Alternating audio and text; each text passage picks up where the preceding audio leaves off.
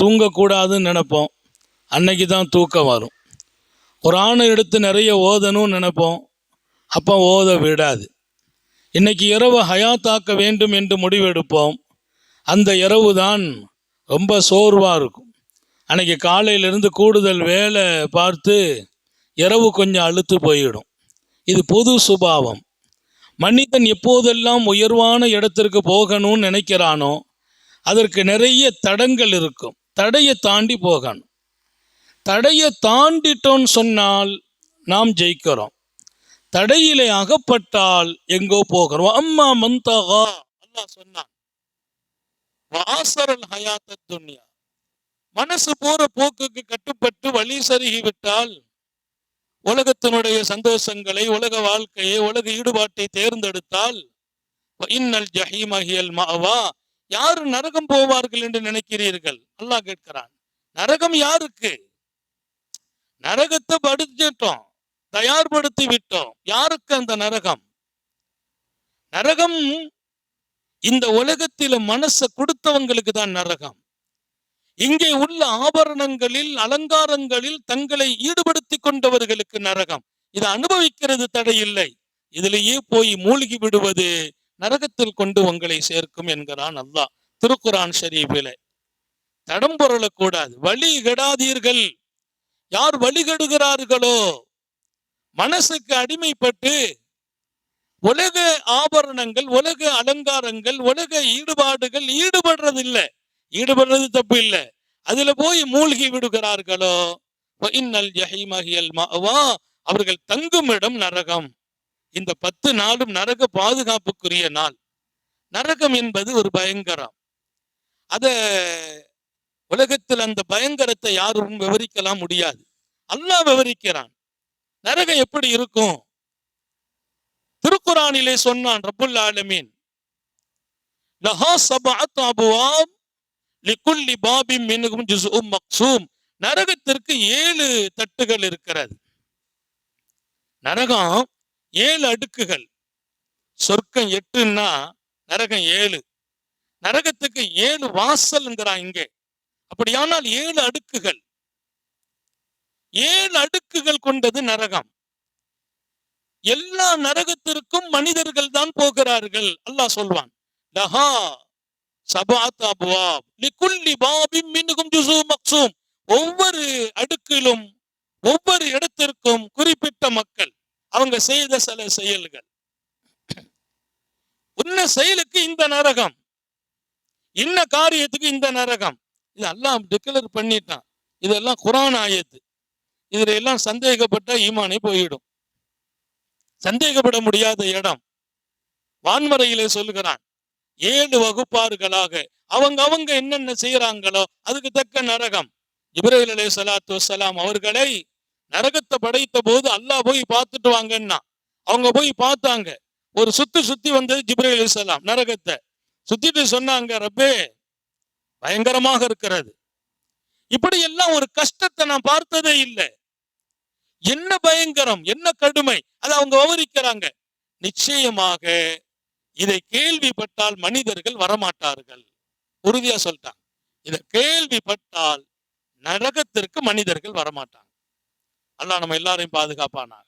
பார்வையிட்டு வந்து சொன்னவங்க படைச்சவன் அல்லாஹ், பார்வையிட்டவங்க ஜிப்ரீல். நரகத்தை படைச்சது அல்லாஹ், பார்வையிட போறாங்க ஜிப்ரீல்.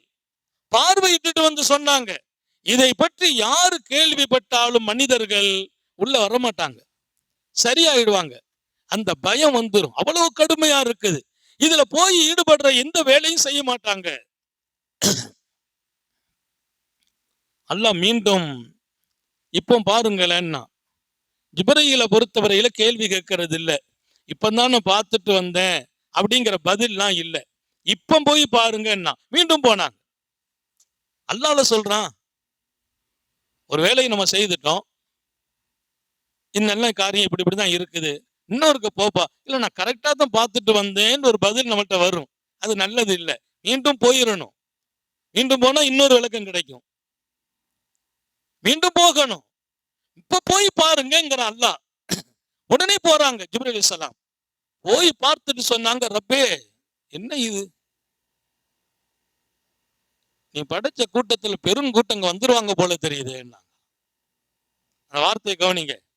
உன் படைப்புகளில் பெருங்கூட்டம் இங்க வந்துருவாங்க போல இருக்குது.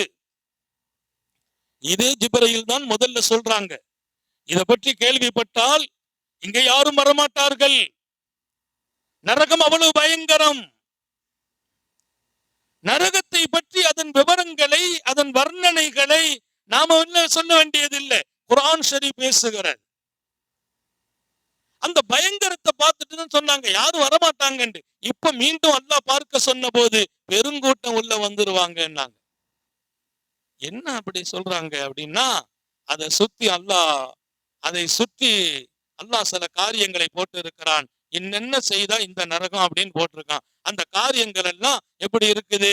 உலகத்துல என்னென்ன செய்தா ஜாலி, அப்படி இப்படி, ஆபாசம், இச்சை, மனோ இச்சை, இதெல்லாம் பார்த்தா மனிதர்கள் பெரும்பாலும் இதுலதான் ஈடுபடுவாங்க. ஆபாசங்கள்ல போய் விழுவாங்க, ஆடம்பரங்கள்ல போய் இறங்குவாங்க, ஹராமுல போய் மூழ்குவாங்க. அது மனித சுபாவம், இழுத்துக்கிட்டு போகும். இதெல்லாம் செய்து அங்க வந்துருவாங்க அப்படின்னு போட்டிருக்க. இதுல விட்டு அவங்க தப்புறது கஷ்டமாச்சே ரப்பே, பெருங்கூட்டம் உள்ள வந்துருவாங்க. மனிதன் மனசுக்கு அடிமைப்படும் போது அவன் நரகத்துக்கு போகிற இடம் ஏற்படுகிறது. மனிதன் தன்னை கட்டுப்படுத்தாத போது நிறைய பாவங்கள்ல முங்கி விடுகிறான். எல்லாத்துக்கும் காரணம் அல்லாஹ் சொல்ற ஒரே வார்த்தை தான், அம்மா மந்தகா வாசரல் ஹயாத்த துன்யா இன்னல் ஜஹீமயல் மாவா. தடம்புரண்டு போய் உலக வாழ்க்கையை தேர்ந்தெடுத்து வறுமையை விட்டு தூரமானால் அவன் நரகத்துக்கு வருவான். அடுத்து சொல்றான், அம்மா மன்ஹாப மகாம ரப்பிஹி வனஹன் நஃப்ஸானில் ஹவா. அல்லாவின் சன்னிதானத்தை பயந்து மனசை அடக்கி இச்சையை ஒழித்து வாழ்கிறவன் சொர்க்கம் வருவான். 2 ஆயத்தை மொத்தமாட்டே சொல்றான். அல்லாவின் சன்னிதானத்துல பயம் வருது. அவன் யாரு? அவன் தர்பார் என்னன்னு பயப்படுறார். மனசை அடக்கிறார். ஆசை வரும்போது அழிக்கிறார். தப்பான எண்ணம் வரும்போது க்ளோஸ் பண்றார். பாவ சிந்தனை இல்லாமல் ஆக்கிறார். ஒரு காரியத்தை செய்ய சொல்லுது, இல்ல செய்ய மாட்டேங்கிறார். அவர் சொர்க்கம் வருவார். அல்லாஹ் நமக்கு அந்த நசீபை வழங்குவானாக. அடக்கிறது எல்லாராலையும் முடியாது. மனசு போற போக்குக்கு போறவங்க பெருங்கூட்டம். அடக்கிறவங்க எத்தனை பேர்? நரகத்தின் பல வகை குர்ஆன் சொல்லுகிற அந்த வார்த்தை. சில பேர் பசிக்குதும்பாங்க, பசின்னு துடிக்கிறாங்கிற அல்லாஹ். அப்படி துடிக்கிற போது அவர்களுக்கு உணவு கொடுக்கப்படும். அந்த உணவு எப்படி இருக்கும்னா கள்ளி செடிகளை கொடுக்கப்படும் அல்லாஹ்.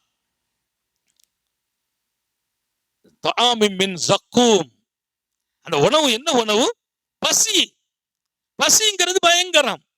நேற்றைய தினம் கூட சொன்னேன், அல்லாஹ்வுடைய சோதனையில் ஒன்று பசியை கொண்டு சோதிக்கிறது. மறுமையில கடும் பசி. நரகவாசிகள் பசிக்குதுன்னு துடிக்கிறாங்க. சொர்க்கவாசிகள் சாப்பிட்டுட்டு இன்னும் சாப்பிடுறதுக்கு என்ன வேணும் அல்லாஹ் கேட்கிறான், வகை வகையா கொடுக்கறான்.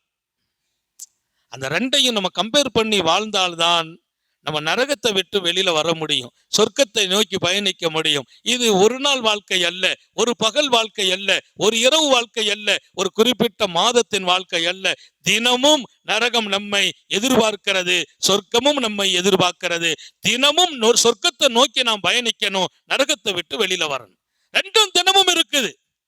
மனசு திடீர்னு நம்ம கூட தப்பான ஆசைகளை போடும், நரகத்துக்கு இழுக்குதுன்னு அர்த்தம்.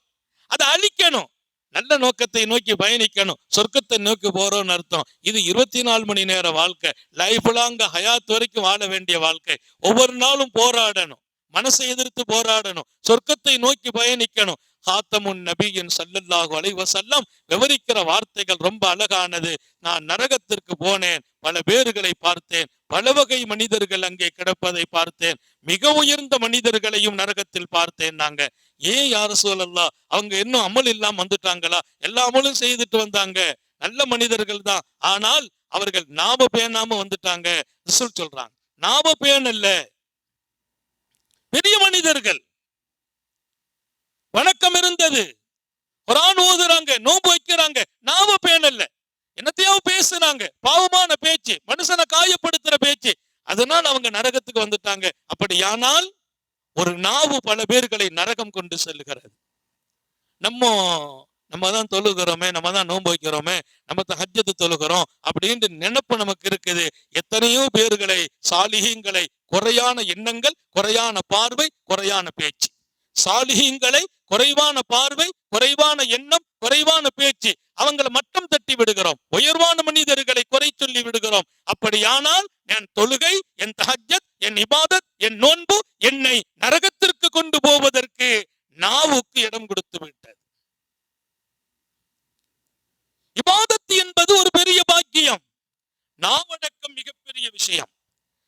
ஹதீஸ் புகாரி ஷரீஃப்ல வருது. ஸல்லல்லாஹு அலைஹி வஸல்லம் சொல்றாங்க, நான் நரகத்தை பார்த்தேன், அதில் பெரிய மனிதர்கள் பல பேர்களை பார்த்தேன், அவர்கள் வணக்கமெல்லாம் குறைந்தவர்கள் இல்லை, தஹஜ்ஜத்தை கூட விடாத மனிதர்கள் தான். ஆனா நாவால் நரகம்.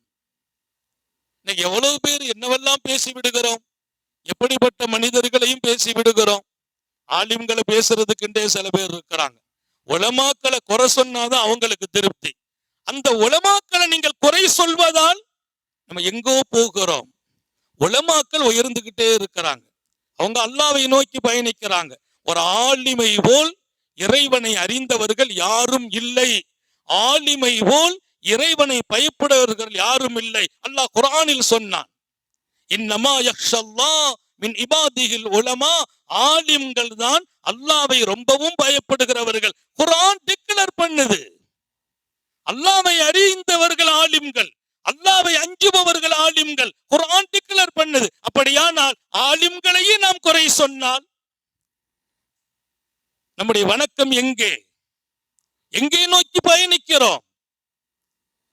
நாம் வணங்குகிறோம், வழிபடுகிறோம், நாவு நரகத்தை நோக்கி இழுக்கிறது. உலமாக்கள் உயர்ந்தவர்கள், அவர்கள் அல்லாஹ்வின் நெருக்கத்தை நோக்கியவர்கள். சாதாரண மக்கள் 2 ரக்காத் தொழுவதற்கும் உலமாக்கள் தொழுவதற்கும் நிறைய வித்தியாசங்கள் உண்டு. ஒருவர் கையேந்துகிறார், ஒரு ஆலிமும் கையேந்துகிறார். கையேந்துவதிலும் அல்லாஹ்வின் பார்வையில் வித்தியாசம் உண்டு. ஆலிம் எப்போதும் உயர்ந்தவர். ஸல்லல்லாஹு அலைஹி வஸல்லம் சொன்ன அழகான ஹதீஸ், என்னுடைய அந்தஸ்தில் ஆலிம் இருக்கிறார், அவர் என் வாரிஸ்.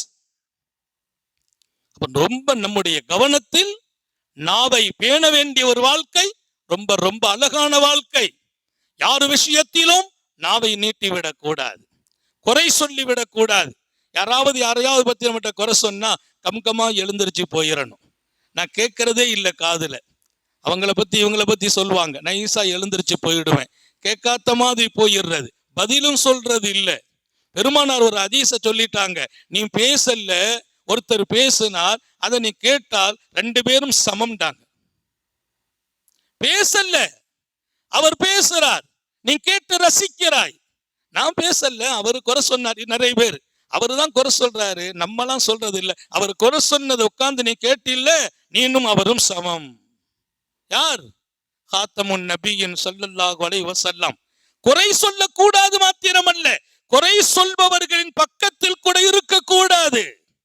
நான் கேட்டாலும் குற்றவாளி. எவ்வளவு பெரிய வாழ்க்கை இது! அவர்கள் பசிக்கிறது என்று துடிக்கிற போது உணவு கொடுக்கப்படும் கள்ளி செடிதான் உணவு என்கிறான்.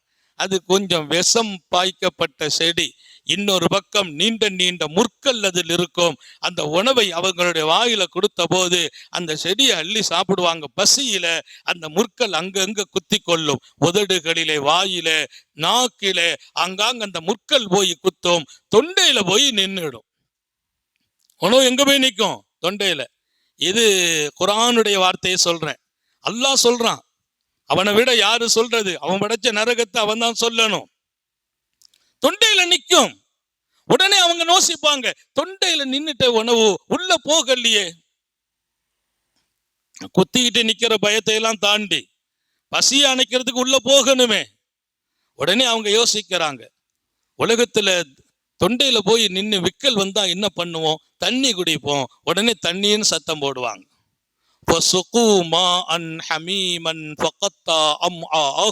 அல்லாஹ் சொல்றான், அவங்க தண்ணீர் கேட்ட போது மலக்குகள் கொண்டு தண்ணீர் கொடுப்பார்கள். அந்த தண்ணீர் எப்படி இருக்கும் தெரியுமா? சூடு காட்டப்பட்ட எண்ணெய் போல் இருக்கும்.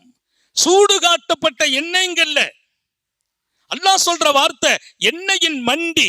எண்ணெய்க்கு கீழே கிடக்கும் பாருங்க அந்த மண்டி, அது எண்ணெயை விட கூடுதல் பயங்கர சூடா இருக்கும். அது அவங்களுக்கு தண்ணீராக கொடுக்கப்படும்.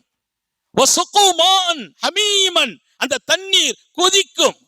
பயங்கரமான அனல் மாத்திரமல்ல, அல்ல, எண்ணெய் சூடு காட்டப்பட்டு எண்ணெய்க்கு கீழ் உறைந்து இருக்கிற அந்த மண்டி போல் அதன் தாக்கமும் வேகமும் இருக்கும். வேகமா குடிப்பாங்க. குடிச்ச உடன் அவர்களின் வயிற்றுக்குள் அந்த தண்ணீர் போய் குடல்களை துண்டு துண்டாக ஆக்கி மலக்குழாயின் வழியாக அவர்களின் குடல்கள் துண்டு துண்டாக கீழே வீழும். ஆகும், குடலை வெட்டி விடும். வயிற்றுல இருக்கிற குடல் எல்லாம் பீஸ் பீஸா போயிடும். அவ்வளவு பயங்கர ஹீட்டினுடைய அந்த தண்ணீரை அவர்கள் குடிக்க வேண்டிய நிலை, துடித்து போவார்கள் என்கிறான் அல்லாஹ். இரக்கமுள்ளவன் அவன், நல்ல ஞாபகம் வையுங்கள். கருணை உள்ளவன் நம்முடைய ரப்பு. ரப்பு இரக்கமும் கருணையும் உள்ளவன். ஆனா இங்கே அவன்தான் அந்த தண்டனையை சொல்லுகிறான். எவ்வளவு அழகான வாழ்க்கை கற்றுத்தரப்பட்டது. நபிமார்கள் வந்து வழிகாட்டினார்கள். அதற்கடுத்து ஆலிம்கள் நின்று ரசூலின் வழியிலே வழிகாட்டுகிறார்கள். அந்த வாழ்க்கை நாம் எடுக்காவிட்டால், நடக்காவிட்டால், ஒவ்வொரு ஜும்மாவும் பல லட்சம் பேர்களின் ஹிதாயத். ஒரு ஜும்மாவில் ஒரு ஆலிம் பேசுகிறாரா, பல லட்சம் பேர்களின் ஹிதாயத். அவர் நாவில் அல்லாஹ் பேசுகிறான். எத்தனை பேர் எடுக்கிறோம், எத்தனை பேர் பயன்படுத்தினோம்? இங்கே 30 நாளும் லுஹரிலே உரையாற்றுகிறோம்.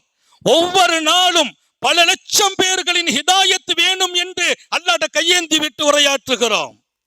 எத்தனை மக்களை அல்லாஹ் மாற்றுகிறான். நாம் மாற வேண்டுமா இல்லையா?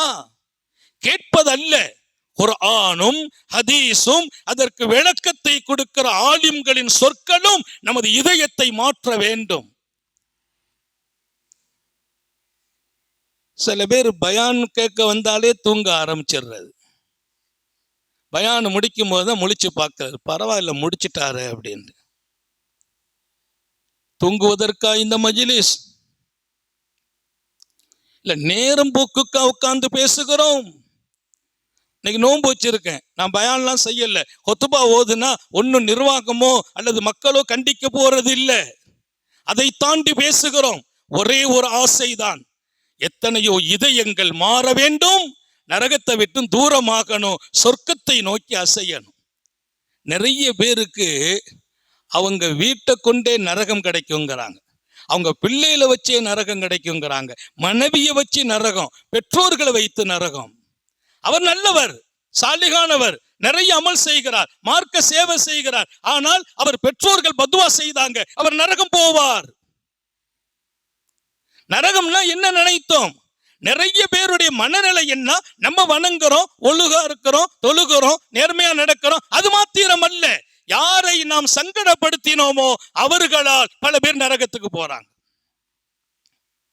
நரகத்துக்குள்ள இத்தனை பெரிய அதாபுகள், தாங்கிக் கொள்ள முடியாத அதாபுகள்.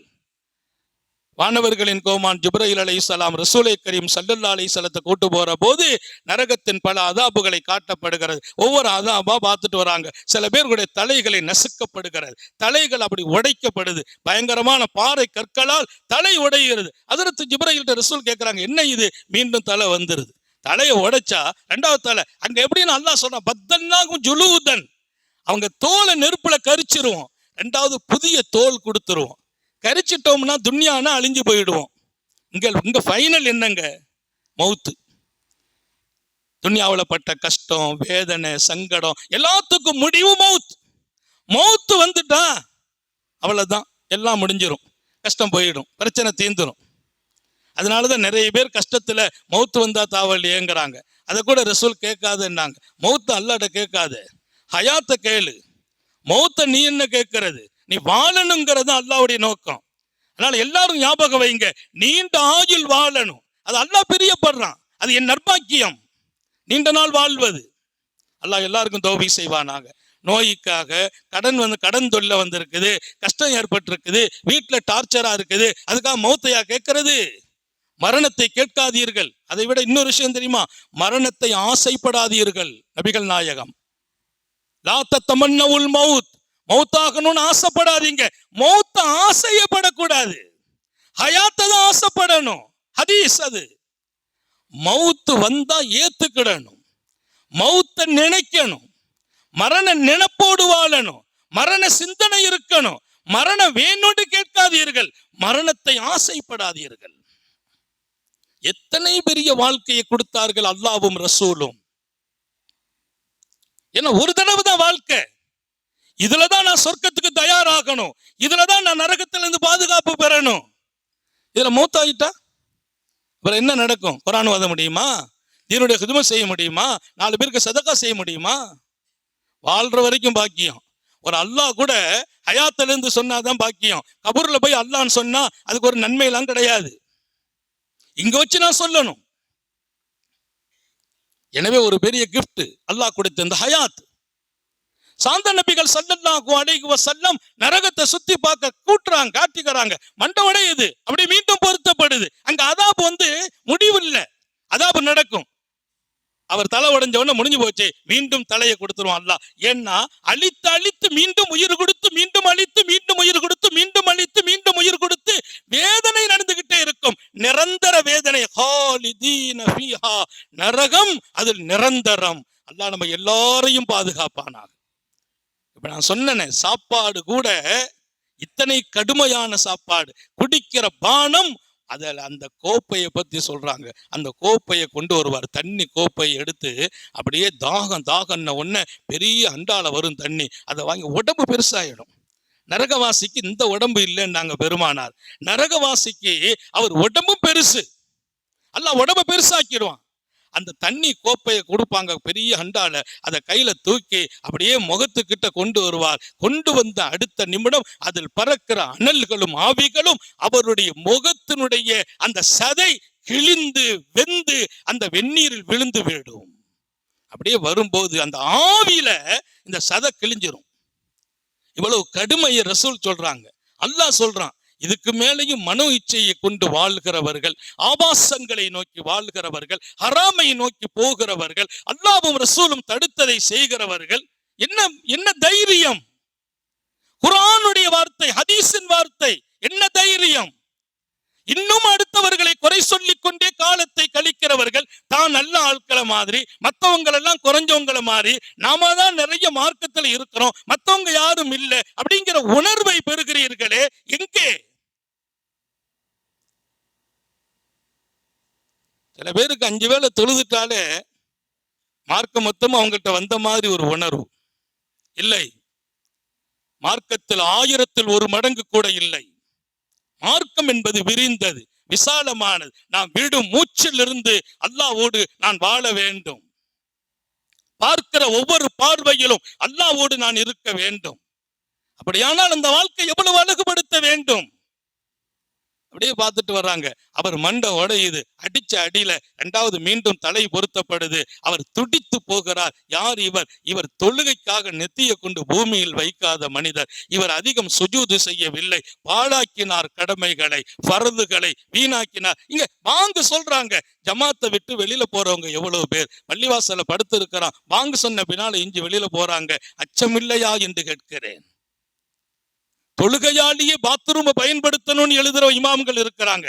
பள்ளிவாசலில் தொழுகைக்கு இல்லாமல் பாத்ரூமை மாத்திரம் பயன்படுத்துவதை நாங்கள் அனுமதிக்க மாட்டோம் என்று சொன்ன இமாம்கள் இருக்கிறாங்க.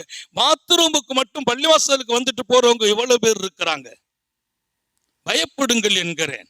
பள்ளிவாசலின் அருகாமையில் பள்ளிவாசல், கடை, பள்ளியின் அருகாமையில் பஜார், வீடு, கடை, பாங்கு சத்தம் கேட்குது, அவர் தொழுகிறது இல்லை, பள்ளிக்கு வர்றது இல்லை.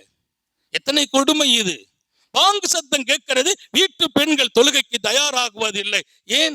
அல்லாஹ் குர்ஆனிலே சொன்னான், நரகம் வந்தவுடன் கேட்போம், ஏன் நரகம் வந்தீர்கள்? மாசலக்கும் ஃபீ ஸகர், நரகத்துக்கு ஏன் வந்தீங்கன்னு கேட்டேன். லம்னக்கும் முஸல்லீன், நாங்க தொழுகல்ல நரகம். எவ்வளவு தெளிவான குர்ஆன் ஆயத். அந்த கட்டத்துல சொன்னாங்க, யார் இவங்க தலை உடைக்கப்படுது? இவங்க தொழுகையை பேணாதவர்கள், பொடுபோக்காக விட்டவர்கள். இன்னைக்கு தொழுகை எவ்வளவு பொடுபோக்கு! ரமலான்ல பல பேர் ரமலானுக்கு மட்டும் தொழுகை நோன்பு எல்லாம் கரெக்ட், ரமலான் முடிஞ்சிச்சுன்னா எல்லாம் போயிருது. சில பேர் தாடி கூட வச்சிருக்கிறாங்க நோன்புல. ரமலான் முடிச்ச உடனே பெற பார்த்த உடனே இந்த முகத்திலையும் அந்த பெற தெரியுது, அப்படி பல பலான்னு வலிச்சு எடுத்துடுறது. ஏன்னா அந்த தாடி நோன்பு தாடி. நோன்புக்கு ஒரு அல்லாவும், ரமலானுக்கு ஒரு அல்லாவும், ஷவ்வாலுக்கு வேற அல்லாவுமா? எல்லாம் ஒரே ரப்பு தானே, காலமெல்லாம் இருக்க வேண்டுமே. ரமலானுக்கு பின்னால் இந்த ரமலான் இன்னும் நம்மை புத்துயிர்படுத்த வேண்டும். அல்ஹம்துலில்லாஹ். நரகத்தை குறித்து நான் எவ்வளவுதான் சொல்வேன். வகை வகையாக வல்லல் நபிகள் பேசிக் கொண்டிருக்கிறார்கள். அல்லாவும் சொன்னான், இன்னென்ன செயல்களுக்கு இன்னென்ன நரகம் என்று பங்கீடு செய்தான். மொத்தத்தில் நான் சொன்ன ஒரு செய்தி, மனம் போன போக்குதான் எல்லா நரகத்திலும் மனிதர்கள் போவதற்கு காரணம். அவர்கள்தான் ஜஹீம் என்ற நரகத்துக்கு வருவார்கள் என்று அல்லாஹ் சொன்னான். எனவே நாம் பாதுகாப்பு தேடணும். காலையில சுபுகுல 7 தடவை அல்லாஹும் அஜ்ரினி மினன்னார், அல்லாஹ் நரகத்தை விட்டு எங்களை பாதுகாப்பாயாக என்று பெருமானார் கேட்கிறாங்க. மக்ரிபுல 7 தடவை கேட்கிறாங்க. அதனாலதான் இங்க இமாம் 7 தடவையும் அல்லாஹும் அஜ்ரினா மினன்னார், அல்லாஹும் அஜ்ரினா மினன்னார், தினமும் மக்ரிபுல 7 தடவை, சுபுகுல 7 தடவை. ஏன் அப்படி கேட்கிறவர்கள் மௌத்தா போனால் அவர்களை அல்லாஹ் நரகம் போக விடாமல் பாதுகாப்பான். அந்த துவா ஓதுற போது கூட பல பேர் எழுந்திரிச்சு போயிடுறாங்க, பல பேர் ஆமீன் சொல்றது இல்லை. ஏதோ ஹசரத்து போய் ஓதிட்டு இருக்கிறாரு, ஏதோ ஒரு ரசனையில ஓதுறாரு. என்ன ரசனை? நீங்க நல்லா இருக்கணுங்கிறத தவிர வேற ரசனை கிடையாது. நாங்க துவாவை நீட்டுறோமா, உங்களுக்காகவே நீட்டுகிறோம். எங்களுக்கு கேட்கறதுக்கு 1000 நேரம் இருக்கிறது, அது இரவு இருக்கிறது, தனிமை இருக்கிறது. ஒவ்வொரு தொழுகைக்கு பின்னால் நாங்கள் எங்களுக்காக 1000 கேட்கிறோம். உங்களுக்கு கேட்கறதுக்குன்னு ஒரு 5 நிமிஷம் லொஹருக்கு பின்னால, அசருக்கு பின்னால, அதுல உங்க நலனுக்காக கேட்கிறோம், இந்த சமுதாய நலனுக்காக கேட்கிறோம். அதை கூட பல பேரு இன்னைக்கு ரொம்ப நேரம் சுபுல துவா நீட்டிட்டாங்களே, உனக்கு கொஞ்சம் கஷ்டமா இருந்தா தயவு செய்து எஞ்சி போயிடும்பா. இந்த சமூகம் நல்லா இருக்கணுங்கிற உணர்வை நாங்கள் சுமக்கிற விதமே அற்புதம். சமுதாயம் நல்லா இருக்கணும். நம்ம பின்னால தொழுத ஒருவர் நரகத்துக்கு போக கூடாது. அல்லாட்ட குறிக்கோளா வச்சு துவா கேட்கிறோம். எங்க பின்னால நிக்கிறவங்க, எங்க பயான கேட்கிறவங்க ஒருத்தர் நரகத்துக்கு போயிடக்கூடாது. நாங்கள் எங்களை பற்றி கவலைப்படுகிறவர்கள் அல்ல, இந்த சமுதாயத்தை பற்றி கவலைப்படுகிறோம். ஒவ்வொரு வீட்டிலும் வளருகிற பிள்ளைகளை பற்றி கவலைப்படுகிறோம். எனவே நன்கு புரிந்து கொள்ளுங்கள், உங்கள் நலனுக்காக இங்கே நரக பாதுகாப்பை குறித்து துவா கேட்கப்படுகிறது.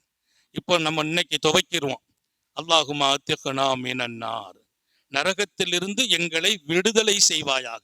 இத்துக்குன்னு சொன்னா விடுதலை, நரக விடுதலை செய், சொர்க்கத்துல கொண்டு சேரு. இந்த இரவில் அல்லாஹ் பல லட்சம் பேர்களுக்கு விடுதலை கொடுக்கிறான் என்று நபிகள் நாயகம் ஸல்லல்லாஹு அலைஹி வஸல்லம். சும்மாலாம் இல்ல, நம்ம விடுதலை கேட்கிறோங்கிறது இல்ல, அல்லாஹ் விடுதலை கொடுக்கிறான். எப்போ? ரமலானின் ஒவ்வொரு இரவுகளிலும் பல லட்சம் பேர்கள் விடுதலை செய்யப்படுறாங்க. அதுல நம்ம இருந்துட மாட்டோமா? அல்லாஹ் நம்ம எல்லாருக்கும் தௌபி செய்வானாக. நீண்ட நெடிய நாட்கள் நோய் நொடிகள் இல்லாமல் உடல் ஆரோக்கியத்தோடு மனநிறைவோடு இன்பத்தோடு அல்லாஹுவை நின்று வணங்கி வழிபட்டு வாடும் நசீபையும் பாக்கியத்தையும் எல்லாமல்ல அல்லாஹ் உங்களுக்கும் எனக்கும், நம்மை ஈன்றெடுத்த தாய் தந்தையர்களுக்கும், நமது மனைவி மக்கள் உற்றார் உறவினர் யாவருக்கும் கொடுத்தருள் புரிவானாக. நமது உயிரினும் மேலான கண்மணி ஹாத்தமுன் நபியின் சர்க்காரை ஆலம் சுந்தர நபிகள் ஸல்லல்லாஹு அலைஹி வஸல்லம் அவர்களை கனவிலும் நனவிலும் கண்டுகளிக்கும் பெரும் பாக்கியத்தை அல்லாஹ் நம் எல்லோருக்கும் கொடுத்து அருள் புரிவானாக என்ற நல்ல துஆக்களோடு உங்கள் எல்லோருடைய துஆவை ஆதரவைத்து என் வார்த்தைகளை நிறைவுபடுத்துகிறேன். வாஹிரு தஅவானா அல்ஹம்துலில்லாஹி ரப்பில் ஆலமீன். அஸ்ஸலாமு அலைக்கும் வரஹ்மத்துல்லாஹி வபரகாத்துஹு.